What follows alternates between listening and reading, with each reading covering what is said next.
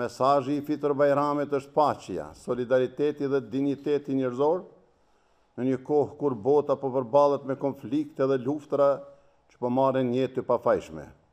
Kjo fest na fton të lutemi për paqe dhe të angazhohemi për ndërtimin e një bote më të drejtë.